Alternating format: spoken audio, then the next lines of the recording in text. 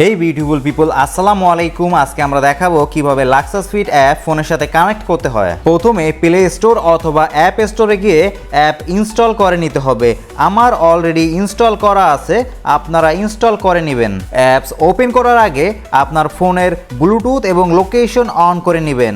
এরপর apps open করবেন, আপনার একটি জিমেল দিয়ে অ্যাপসে লগ ইন করে নেবেন।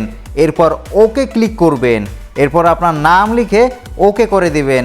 এরপর একটি পপ আপ পেজ আসবে, সেটাকে ক্যান্সেল করে দিবেন। অ্যাপসের ভিতর দেখতে পাচ্ছেন নিচে 4টা ক্যাটাগরি রয়েছে: health, data, sports and my. আমরা মাইতে ক্লিক করব।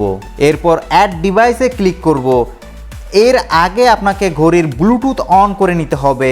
এরপর আপনার ওয়াচের নাম শো করলে ক্লিক করে কানেক্ট করে নিতে হবে। ফাইন ডিভাইসে ক্লিক করলে ওয়াচ ভাইব্রেট করবে।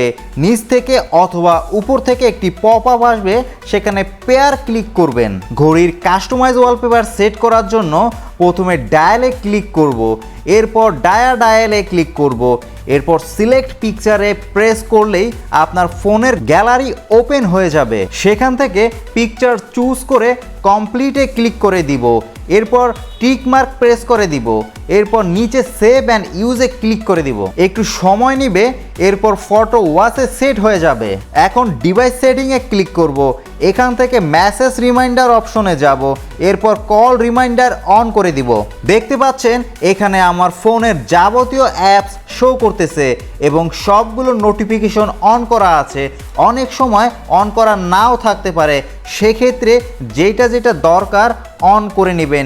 এরপর উপর থেকে ওকে ক্লিক করে দিবেন।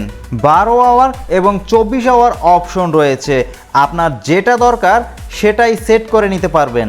এরপর রেইজ ইউর হ্যান্ড অপশনে যাবেন, মানে হাত নাড়াচাড়া করলে যে ডিসপ্লে অন হয় সেই সেটিং অন করে ওকে প্রেস করে দিবেন। অ্যাপসের ভিতর আরও অনেক ফিচার আছে, সেগুলো নিজেই সেট করতে পারবেন।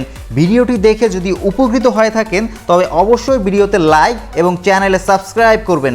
ধন্যবাদ সবাইকে।